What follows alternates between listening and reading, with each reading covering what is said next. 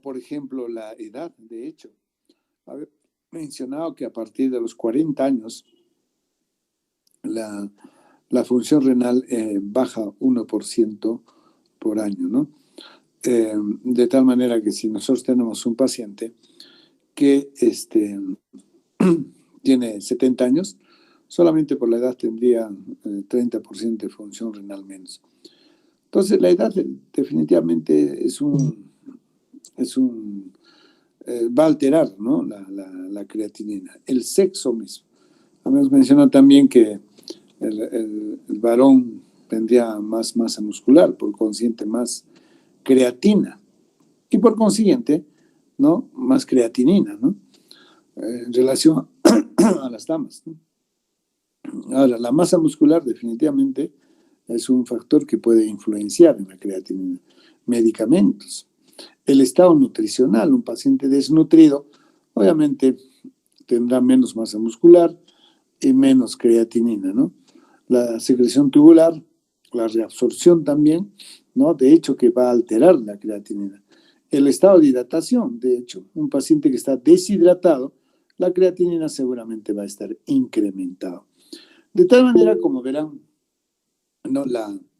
la creatinina va a estar influenciada por muchos factores, ¿no? De tal manera, eso tenemos que tener en cuenta, tenemos que considerar al momento de valorar, ¿no?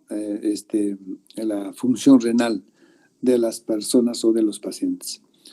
Hay un concepto muy importante en esto de lo que se llama la reserva renal.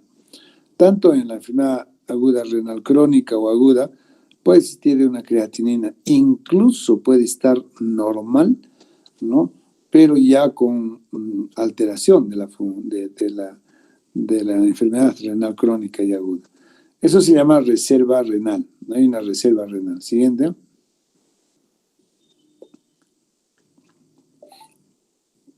Entonces, ¿cuál es el problema entonces de utilizar como marcadores precisamente a la creatinina y al gasto urinario?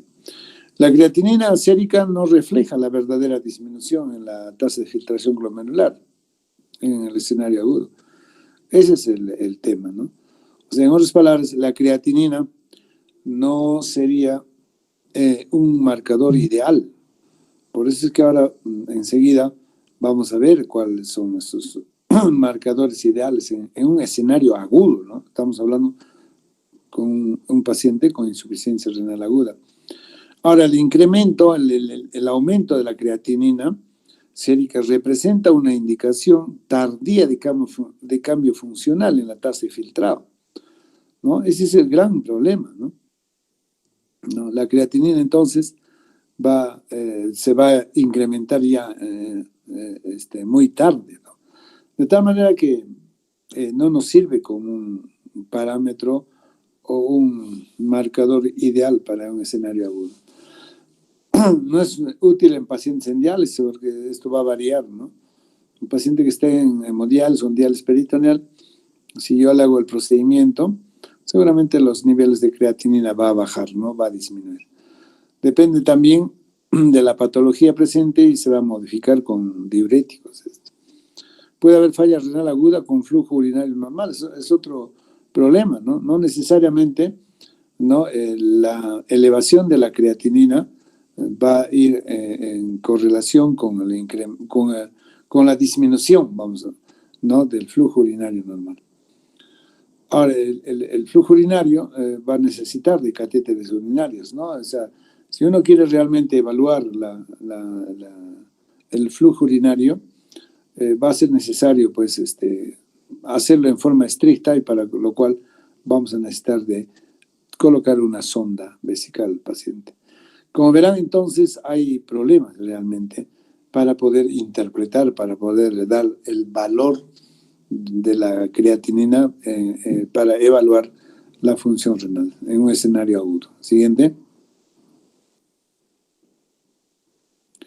Entonces, nosotros cuando queremos clasificar la insuficiencia renal aguda, clásicamente lo clasificamos de esta forma, ¿no? La insuficiencia renal aguda o injuria renal aguda en prerrenal en renal y en la posrenal, ¿ya?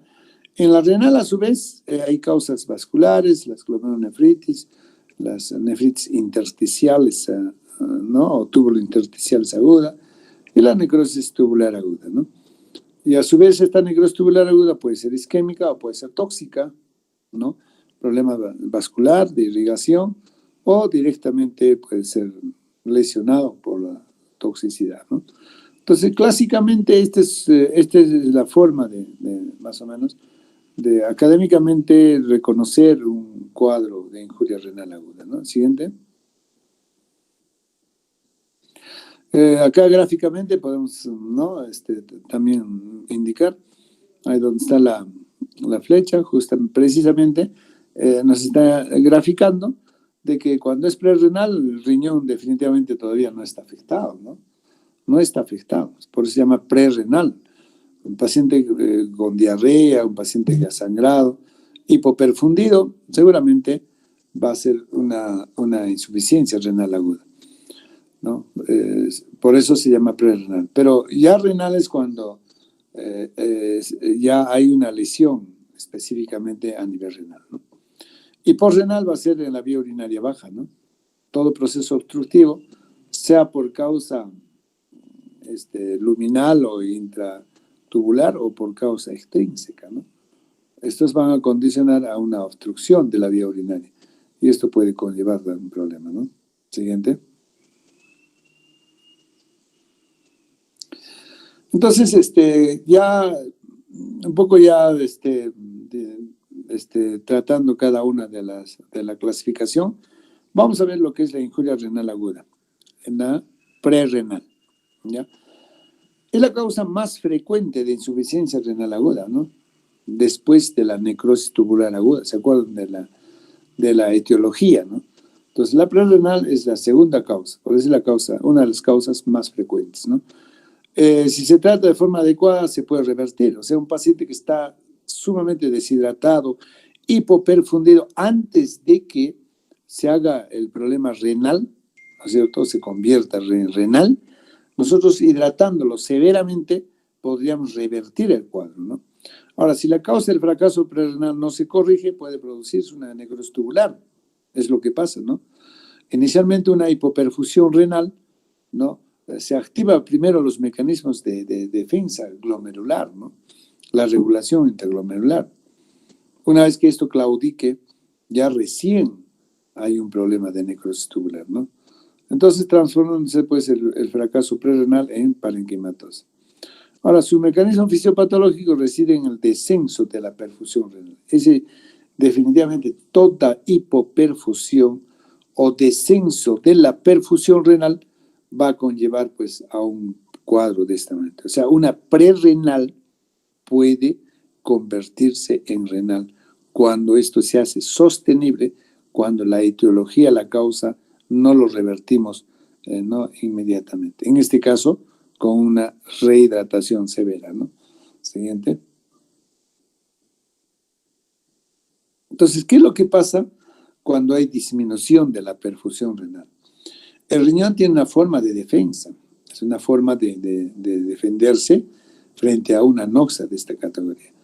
Cuando hay una perfusión disminuida del riñón, entonces existe pues un incremento de la angiotensina 2, lo cual va a hacer que haya vasoconstricción en las arteriolas, sobre todo en la arteriola, ¿no es cierto?, eferente, de tal manera que la presión intraglomerular no claudique, ¿no? Y siga perfundiendo de ese glomérulo, de eso se trata, ¿no?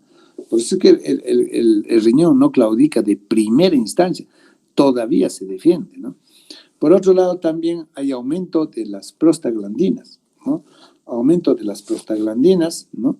Obviamente vasodilatadoras o vasoconstrictoras para que igualmente podamos mantener la perfusión renal, ¿no?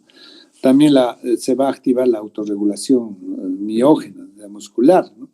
Y esto va a hacer que haya dilatación de la arteriola aferente y constricción finalmente de la eferente, ¿no? Y esto va a mantener, pues, precisamente la perfusión renal, ¿no? Y eso es eso es la autorregulación glomerular, ¿no? Frente a una anoxia. La anoxia acá, en la prerrenal, sería la disminución en la perfusión renal. Por cualquier causa, ¿no? Una deshidratación severa, ¿no? Sea por diarrea, vómitos, pérdida de líquidos orgánicos, va a llevar a esta situación. Siguiente. ¿Cuáles son las causas, ¿no? Etiología de la insuficiencia prerrenal, ¿no? O sea, el descenso de la perfusión renal. Primero tenemos la disminución absoluta del volumen de sangre efectivo, ¿no? Acá vamos a tener por hemorragias, pérdidas cutáneas como quemaduras, sudor, pérdidas gastrointestinales como diarreas, vómitos, ¿no? Pérdidas renales, ¿no? Por ejemplo, el uso de diuréticos en forma indiscriminada, sobre todo los diuréticos potentes. Tercer espacio, o la formación de tercer espacio, ¿no? En casos de peritonitis o quemaduras, ¿no? Va a haber en estos casos, podría haber una disminución absoluta del volumen de sangre efectivo. Así como hay disminución absoluta, también hay disminución relativa del volumen de sangre efectivo, ¿no? Acá tenemos la insuficiencia cardíaca congestiva, arritmias, cirrosis hepática, con ascitis, cuando hay síndromes hepatorrenales, síndrome nefrótico, hipotensión de cualquier causa, fracaso hemodinámico interglomerular.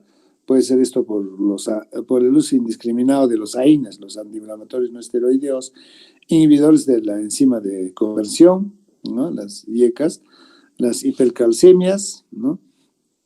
Aminas vasoconstrictoras, ¿no? Que pueden llevar a una disminución relativa.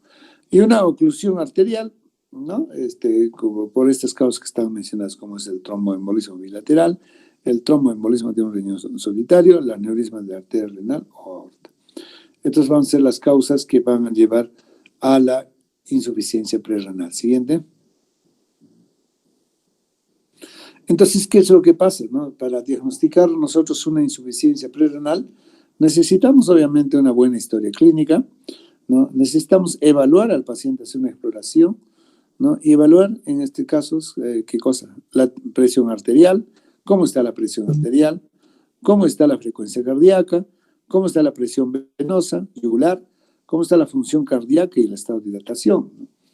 Eso es lo que tenemos que evaluar en los pacientes prerrenales, ¿no? Como les digo, acá tiene que ser la actuación muy rápida para poder revertir.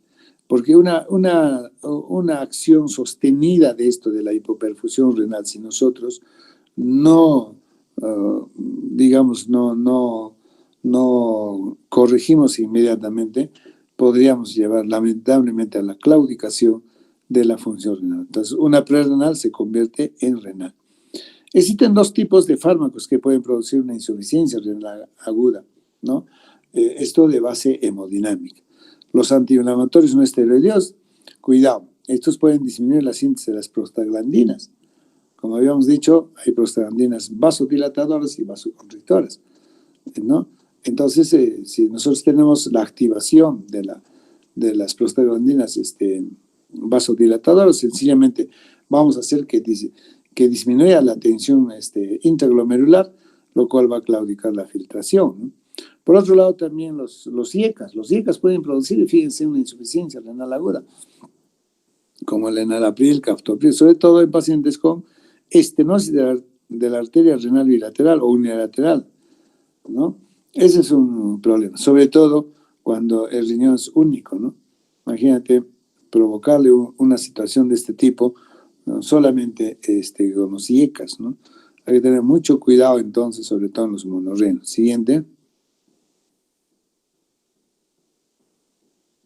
Entonces, si ya nosotros basados en la historia clínica y el examen físico, y evaluado la volemia del paciente, puede ser complementado con el uso de los índices urinarios, ¿no? Ahora vamos a ver cómo se maneja esto de los índices urinarios para ver si es de causa renal o extrarrenal, ¿no? El riñón intacto conserva la capacidad para reabsorber agua y sal, la capacidad para concentrar la orina y la excreción fraccionada de sodio menor de 1%, nos estaría hablando de una prerrenal. Siguiente. Muy bien.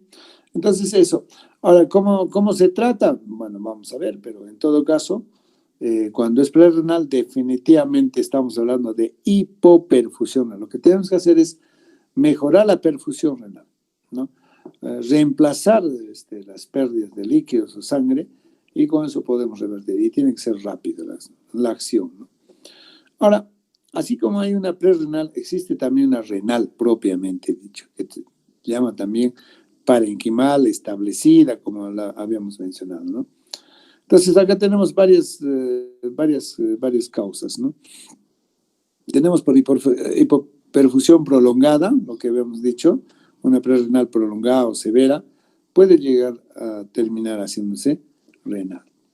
Y el prototipo de una insuficiencia renal aguda de tipo establecida parenquimatosa es la necrosis tubular aguda. No se resuelve fácilmente al restaurarse la perfusión renal por el daño histológico. Acá ya, así que tú puedas reemplazar, incrementar la perfusión renal, ya no, acá ya definitivamente hay un daño histológico. ¿Ya? Entonces ya está establecido, ya no hay nada que hacer, el proceso va a continuar, ¿no? ¿Cuáles son los tipos, en este caso, de insuficiencia renal aguda, ¿no? Tenemos la necrosis tubular aguda, ¿no es cierto? NTA, con un 85%. Es la causa más importante y más frecuente, habíamos mencionado, ¿no? De las cuales, fíjense, del 85%, en la isquémica es 50% y la tóxica 35%, ¿ya? La nefritis intersticial aguda en 10%, ¿no es cierto? La glomerulonefritis aguda en 5%, ¿ya? Causa de insuficiencia renal aguda. Síndromes vasculares agudas, obstrucción intratubular, ¿ya? Entonces son las causas más importantes y frecuentes de la insuficiencia renal propiamente dicho, sea parenquimal o renal, ¿no? Siguiente. Estos son los índices urinarios. Fíjense cómo nosotros podemos diferenciar utilizando algunos índices o indicadores que nos va a permitir diferenciar de una insuficiencia prerrenal y de una insuficiencia renal. Y la renal lo estamos acá, digamos, representando con la necrosis tubular aguda. Entonces, por ejemplo, en la osmolaridad urinaria, en una insuficiencia prerrenal, va a estar incrementado, mayor de 350, ¿no? Es prerrenal, tiene que concentrarse la orina. En una necrosis tubular aguda está a menos de 350, ¿ya? Entonces, eso si nosotros utilizamos este indicador, ¿no? De la insuficiencia. ¿Me permiten un ratito, por favor? Tengo una llamada. Aló, buenas tardes. Aló, doctor Rubén. ¿Qué tal? ¿Cómo está? ¿Qué tal? ¿Qué tal? ¿Cómo estás, Maruja? ¿Qué tal? Qué gusto. Bien, bien. ¡Wow! ¿Cómo pues? ¿Cuándo ha sido? Ay, caracho, mira, ¿cuándo ha sido eso? Mírate.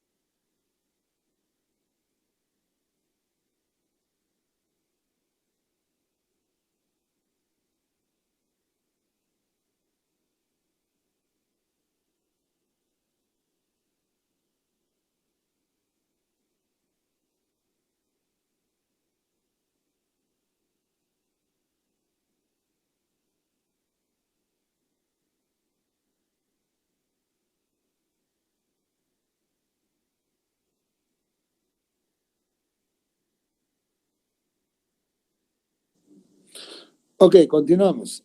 Entonces, estos son los índices urinarios que sería bueno. Perdonen.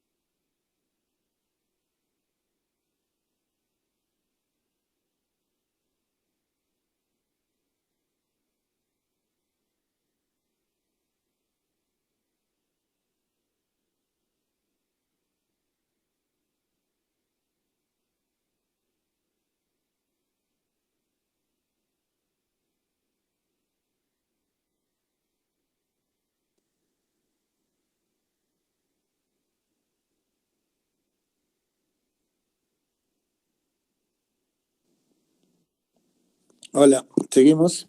Bueno, entonces les decía que el otro marcador, ah, perdonen un rato.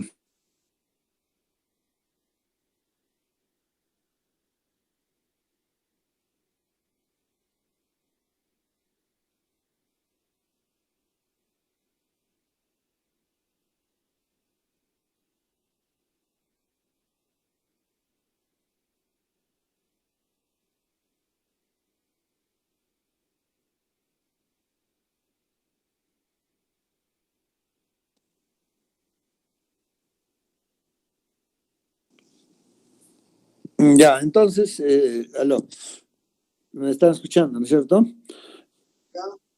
Sí, Sí, ya. Sí, el otro parámetro importante, me gustaría que esto un poquito lo interpreten, no un poquito, es una cosota que debemos saber todos, ¿no? Como yo, ¿no es cierto? Solamente, fíjense, considerando algunos índices, marcadores, como queramos llamar, puedo yo diferenciar si la insuficiencia renal aguda es prerrenal o es renal. Esa es una pregunta que les van a hacer toda vuestra, bueno, alguien que conoce, ¿no? Entonces, les estaba mencionando que hay una serie de parámetros y aquí está completito, ¿eh? Todos los que están acá mencionados. Uno de ellos es la osmolaridad. En una prerrenal, entonces, se supone que el paciente orina menos, está concentrando mayor. En cambio, una necrosis tubular aguda, que es insuficiencia renal aguda, renal propiamente dicha, está menos la osmolaridad. El sodio urinario en miliequivalentes por litro está menos de 20, una prerrenal, ¿ya? Entonces, yo pido dosaje de sodio y puedo decir si es prerrenal o renal. Y cuando es renal o por necrosis tubular, el sodio está por encima de 40, fíjense, ¿ya? El sedimento urinario en la prerrenal está normal. Lógico, pues, ¿por qué? Porque acá no hay daño renal todavía. Es pre, antes, no tiene nada que hacer. No es ni pre ni post. O digo, no es renal ni post, ¿ya? En cambio, en la necrosis tubular, acá sí hay daño. Entonces, de hecho, el sedimento va a estar alterado. Las proteínas en una prerrenal no tiene por qué haber, pues acaso hay daño glomerular todavía. En cambio, en la necrosis tubular aguda sí hay daño. Puede haber 1 a 2 cruces. Otro indicador o índice urinario importante para ver si es prerrenal o renal es la densidad urinaria. Fíjate, en la prerrenal está entre 1015 a 1025. En cambio, en la necrosis tubular ya hay una hipodensidad, o sea, no está concentrando bien. ¿Por qué? Porque el túbulo está dañado. Y ustedes saben que la densidad urinaria, ¿no? Es el que mide, ¿no? La osmolaridad indirectamente, ¿no? Y de hecho, entonces, nos va a medir la capacidad de concentrar o de diluir la orina. ¿Se acuerdan del mecanismo de contracorriente, no? Entonces, cuando es necrosis tubular, está bajo, pues, hay una densidad baja de la urinaria. El otro indicador, el otro índice es el UP de la osmolaridad, o sea, la relación orina-plasma de la osmolaridad. Fíjense, en la prerrenal está más de 2, es cuestión de sacar la osmolaridad de la sangre y de la orina. Cuando es más de 2, es una prerrenal, y si es menos de 1, estamos frente a una necrosis tubular aguda. El UP, o sea, la relación de la orina-plasma de la creatinina. Entonces, hacemos una correlación y vamos a ver que en la prerrenal está por encima de 20 a 40 y en la necrosis tubular está menos de 15, ¿no? Ahora, la relación urea-creatinina sérica en la prerrenal está más de 40 y en la renal está menos de 20. Después tenemos también la relación de la urea urinaria y plasmática. Si nosotros correlacionamos eso, vamos a ver que en la prerrenal está más de 20 y en la necrosis tubular aguda menos de 10. Y finalmente, la FENA, la famosa FENA, fracción de excreción del sodio, FENA. ¿Cómo está la FENA? En la prerrenal es menos de 1 y en la renal o en necrosis tubular aguda más de 1. ¿Correcto? Entonces, esos son los parámetros o los índices urinarios que nosotros, ¿no?, consideramos para evaluar, ¿no?, de qué se trata, de una prerrenal o renal. Siguiente. Muy bien. Entonces ya hemos visto la prerrenal, renal y ahora vamos a ver la injuria renal postrenal. ¿Ya? Fíjense entonces, la presentación va a depender, ¿no?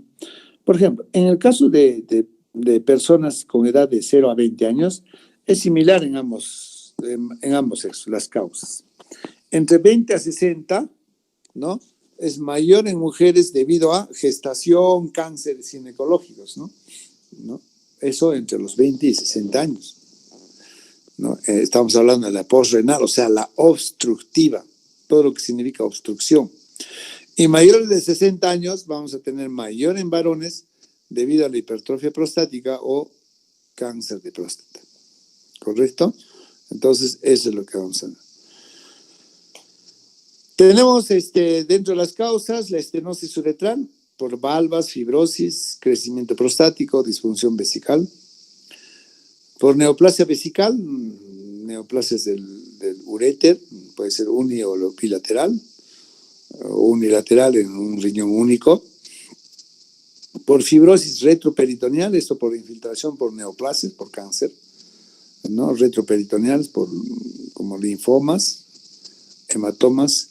Litiasis bilateral o unilateral en riñón único por cristales o cálculos, ¿no? Muchas veces podríamos tener inclusive cálculos o piedras en ambas vías urinarias. El tema es de que la obstrucción puede ser, ¿no?, intraluminal, o sea, dentro del lumen, de la luz tubular, o externa, o sea, extraluminal, ¿ya? Una causa extrínseca también puede obstruir la vía urinaria. Esas son las causas, entonces, de la insuficiencia renal aguda postrenal. Todo lo que significa obstrucción puede conllevar esto. Pero tiene que ser una obstrucción bilateral, porque si hay una obstrucción unilateral, o sea, de un solo riñón, no hay problema porque el otro riñón sigue funcionando, ¿no? Tiene que ser bilateral. Siguiente. Entonces, acá tenemos, dentro de la clasificación, tenemos en cuanto a la duración, pueden ser horas o días, ¿no? Eso se llama agudas, y subagudas pueden ser días o semanas, ¿ya? ¿No? Días o semanas. ¿Se acuerdan de la rápidamente progresiva? ¿No? También le llamamos subaguda, ¿no? Que puede ir en semanas. Luego, de acuerdo a la localización, vamos a tener obstrucciones que están a nivel de la pelvis, a nivel del uréter, a nivel de la vejiga y a nivel de la uretra. Entonces, de acuerdo a la localización topográfica, podemos indicar de esa forma. Y de acuerdo al grado de obstrucción, puede ser parcial, una obstrucción parcial, o puede ser una obstrucción completa, total, ¿ya? Entonces, la clasificación lo vamos a hacer de acuerdo a la duración, a la localización y al grado de obstrucción. Siguiente. Entonces, la reversibilidad en el caso de la postrenal estará en función inversa a la duración de la obstrucción, ¿no? Obviamente, ¿no? Si tenemos una obstrucción ya prolongada, crónica, pues definitivamente vamos a tener ya un cuadro renal probablemente ya dañado, ¿no? Entonces, esta reversibilidad, bueno, también, ¿no? Va a depender si se trata de una obstrucción extraluminal, o sea, fuera de la vía urinaria, o intra, o sea, que dependa de la luz, del lumen, ¿no? Siguiente. ¿Cuáles son las causas extraluminales? Fíjense, próstata. La próstata, bueno, pues como habíamos indicado, es una causa bien frecuente en personas mayores, ¿no? Del sexo masculino. Esto puede ser por hipertrofia benigna o por cáncer, ¿no? Neoplasias. Neoplasias malignas ginecológicas de mujeres, la fibrosis retroperitoneales, los tumores colorectales, vejiga neurogénica, ligadura de uréteres. Esas son causas extraluminales, no tienen nada que ver la vía urinaria, ¿no? Sino de afuera estarían comprimiendo, ¿no? Todas estas causas. Y cuando hablamos de la dependencia del mismo lumen, de la luz mismo de la vía urinaria, es la intraluminal. Acá sí está dentro de la luz, los cálculos, por ejemplo, los coágulos. El mieloma de cadenas ligeras también está considerado dentro ahí. La necrosis papilar, mira, es intraluminal. El cáncer de vejiga, la micosis, que podría producir una obstrucción intraluminal. Siguiente. Muy bien, entonces, digamos, para que funcione el riñón en forma integral, ¿no es cierto? En forma integral, total, necesitamos de varios factores, ¿no? De una perfusión sanguínea adecuada, ¿no? De hecho, de su integridad del parénquima, o sea, qué tan sano está y completo está, vamos a decir, el parénquima renal, y de la permeabilidad, ¿no? O sea, qué tan de las vías urinarias. Si yo tengo una obstrucción, obviamente ya me altera. En otras palabras, para que funcione buenamente el riñón, necesitamos que llegue la sangre, ¿no es cierto? Filtre y se tenga que eliminar, ¿no? Cuando hay alteración en estas diferentes fases, vamos a tener, ¿no?, el problema de la obstrucción, ¿no? O la postrenal. Siguiente. Entonces, vamos a ver el cuadro clínico, ¿no? De la insuficiencia renal aguda, ¿no? Vamos a ver acá en el recuadro, el primer recuadro, vamos a ver el defecto renal, o sea, lo que se altera en la insuficiencia renal aguda y cuáles son las consecuencias de esa alteración, ¿no? Por ejemplo, en lo que es trastornos hidroelectrolíticos, ¿qué pasa con el agua en un paciente que tiene insuficiencia renal aguda, ¿no? Generalmente hay sobrehidratación, el paciente va a estar sobrehidratado, va a retener líquido, ¿no? Y eso puede llevar a la hipertensión arterial, a la insuficiencia cardíaca, ¿no? Produciendo insuficiencia cardíaca congestiva, inclusive, si esto es bastante intenso, severo y prolongado, puede llevar a un edema agudo pulmonar. Fíjense, solamente en qué pasa con el agua en un paciente que está fallando agudamente el riñón, ¿no? En relación al sodio, ¿qué pasa con el sodio? Usualmente hay hiponatremia, el sodio baja, ¿ya? En relación al potasio, usualmente va a subir, va a haber una hipercalemia, ¿no? Y podría llevar a arritmias cardíacas. En cuanto al calcio, ¿no? ¿Qué va a pasar? Usualmente hay hipocalcemia, ¿ya? En cuanto al fósforo, hay hiperfosfatemia. En cuanto al magnesio, hay hipermagnesemia. ¿Correcto? Entonces, eso es lo que nosotros esperamos, ¿no? Desde el punto de vista de trastornos hidroelectrolíticos, agua electrolitos. Siguiente. ¿Y qué pasa con el equilibrio ácido básico? Usualmente va a haber acidosis metabólica. Entonces, el medio interno de esta forma se va a alterar. Repito entonces, sabemos que el medio interno está constituido ¿por qué? Por agua, electrolitos y equilibrio ácido básico, ¿no? En cuanto al agua, generalmente hay retención, sobrehidratación. En cuanto a los electrolitos, el sodio baja, el potasio sube, el calcio baja, el fósforo sube, magnesio sube. Más o menos una regla mnemotécnica, ¿sí, no? Sodio baja, potasio sube, calcio baja, fósforo, su primo hermano, el fósforo, se eleva. Y el magnesio también se eleva.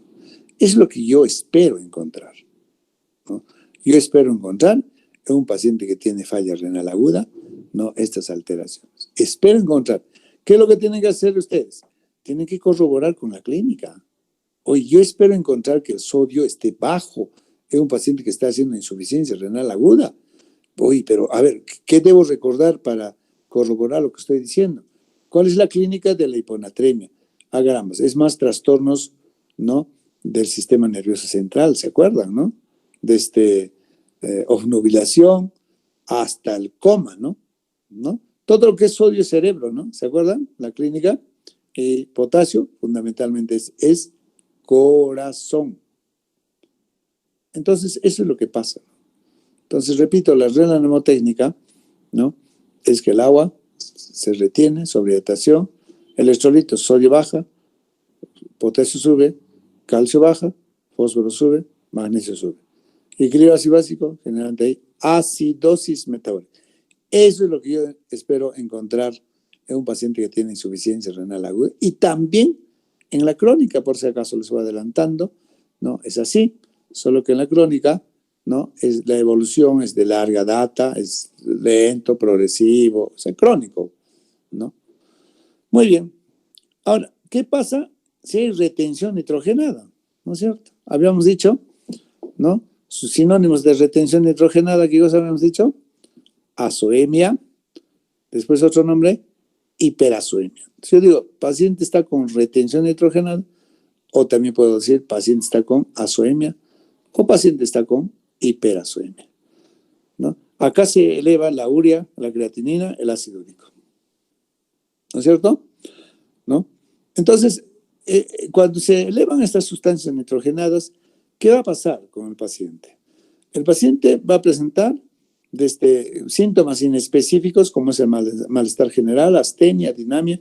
Digo inespecífico porque no es propio, pues, del enfermo renal agudo esto, ¿no? Astenia puede producir hasta una gripe, ¿no? Entonces, pero sí, en una uremia, un paciente está con malestar, con decaimiento, hay astenia, hay dinamia, ¿no? Ahora, alteraciones en la sangre, ahí va a haber anemia, ¿no? Equimosis, puede haber infecciones. O sea, alteración de las 3 series, ¿no? En este caso, anemia, serie roja, equimosis, plaquetas e infecciones glóbulos blancos. Entonces, alteración de las 3 series. Va a haber a nivel cerebral, va a haber cefalea, convulsiones y coma. Esto por la uremia, ¿no? Va a haber confusión mental, apatía, depresión. A nivel cardíaco, podemos tener una pericarditis, ¿no? O en este caso, que se va a llamar urémica, ¿no? Pericarditis urémica, porque las pericarditis pueden deberse a muchas causas, ¿no? Desde infecciosas, pasando por la urémica y otras causas. Después, a nivel gastrointestinal, ¿qué vamos a encontrar? Náusea, vómito, gastritis, hemorragias, intolerancia a la glucosa, va a haber palidez, puede haber prurito. Esto, ¿debido a qué? A la uremia. Y cuando decimos uremia, cuando hay retención nitrogenada de la urea, creatinina y el ácido úrico. Los 3 se elevan, ¿no es cierto? Los 3 se elevan, ¿no? Pero el mejor marcador para medir la función renal definitivamente es la creatinina, ¿no? Creatinina. Pero como vamos a ver, la creatinina, y como ya hemos visto, no nos sirve mucho en un evento, en un escenario agudo, ¿se acuerdan? ¿No? Por eso vamos a hablar después de biomarcadores. Pero aún así, de los 3 sustancias nitrogenadas, la urea, el ácido úrico, ¿no? La creatinina es el que mejor nos va a medir la función renal, ¿ya? Una cosita muy interesante, muy importante, es siempre ver la correlación entre la urea y creatinina, ¿no? La creatinina, si nosotros consideramos redondeando 1 miligramo por decilitro, la urea es 30 miligramos por decilitro, ¿se acuerdan? La urea está entre 20 a 40, promedio es 30 miligramos por decilitro. Una cosa ya convertida a equivalentes, 3 cosas, ¿no? Entonces la relación es 1 a 30, ¿correcto? Esa es la correspondencia. Para 1 de creatinina, yo espero encontrar 30 de urea. Para 2 de creatinina, espero encontrar 60 de urea. Para 3 de creatinina, espero encontrar 90 de urea. Para 4 de creatinina, espero tener una urea de 120. ¿Qué pasa? A ver, todos atentos, concentrados, es muy importante. Nosotros solamente, ¿no?, evaluando ¿no?, la correlación urea-creatinina, ¿no?, podríamos llegar a diagnósticos interesantes. ¿Qué pasa si yo tengo una creatinina de 2? Le correspondería 60, espero encontrar un 60 urea. ¿Qué pasa si esa creatinina que tengo 2 hay 150 de urea? ¡Wow! ¿Qué está pasando? Hay mucha urea para esa creatinina. ¿Y por qué estaría pasando? O sea, la correlación, la relación, ¿no?, creatinina-urea se ha abierto mucho, ¿no es cierto? Para 2 de creatinina, yo esperaría encontrar 60 de urea, pero estoy encontrando 150. Algo está pasando en este paciente. ¿Por qué tiene mucha urea para esa creatinina? No le corresponde. Ah, ya sé qué está pasando con este paciente. Está hipercatabólico, puede ser porque está infectado, puede ser porque es hipertiroideo, no sé, se me ocurre cualquier situación de hipercatabolia. Hoy puede estar eso, ¿no? Está infectado, está con sepsis. Entonces, oye, si hay que mucha urea, oye, ¿tu paciente no estará con infección? Sí, te vas a estar séptico. Entonces, esa es una de las causas por las cuales se va a abrir, vamos a decir, esa correlación. Lo otro es el uso de corticoides. Algunos medicamentos como los corticoides, tetraciclina, también pueden elevarlo, la urea, en relación a la creatinina. No mantiene la correlación. Entonces también digo, oye, ¿sabes qué?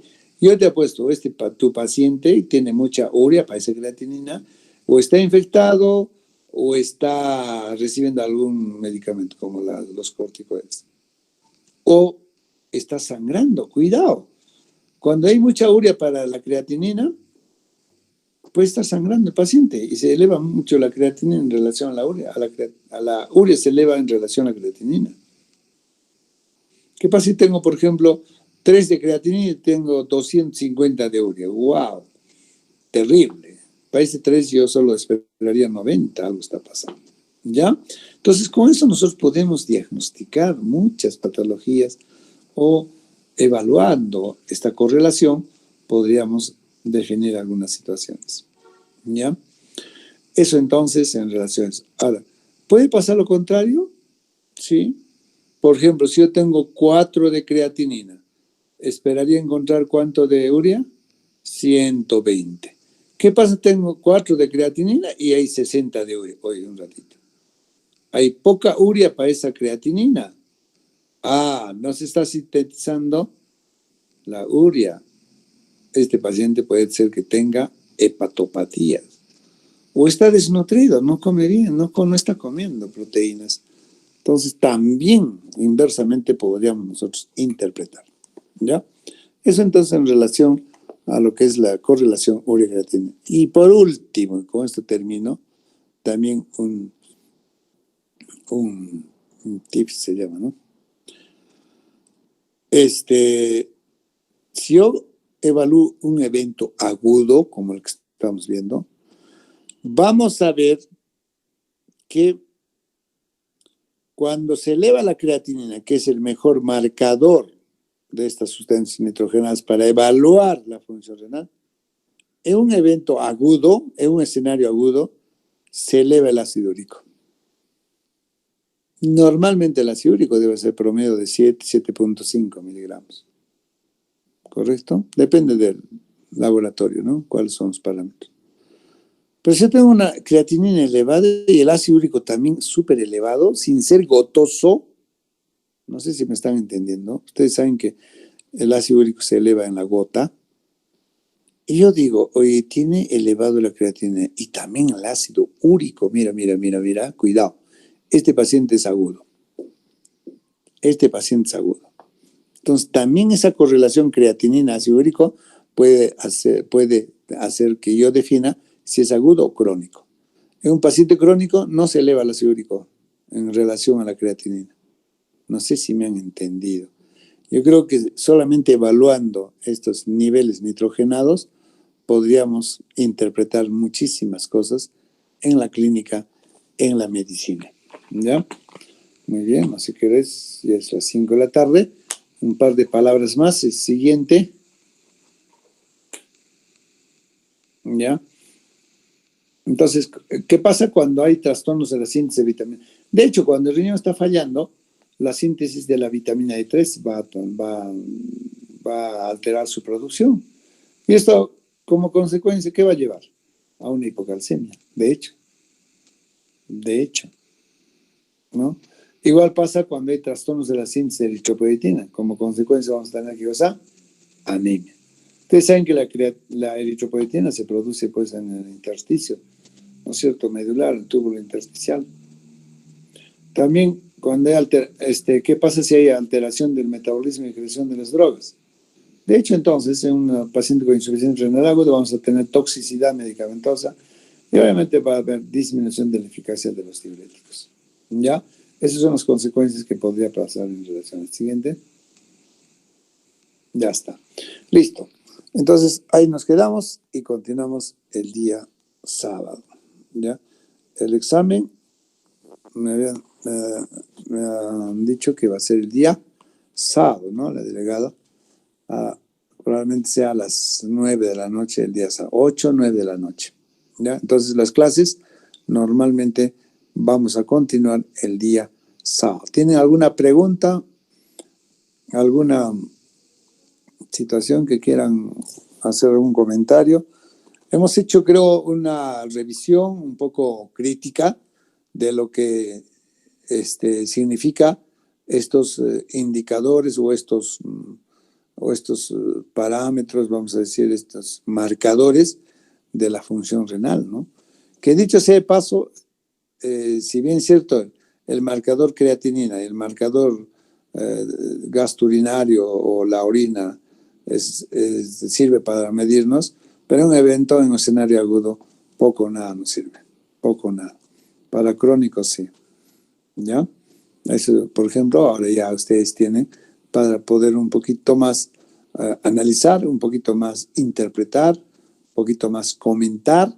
Inclusive les he enseñado cómo las correlaciones de la ureacreatinina nos sirve para poder interpretar o definir algunas alteraciones, igual que la creatinina y el ácido úrico, ¿no?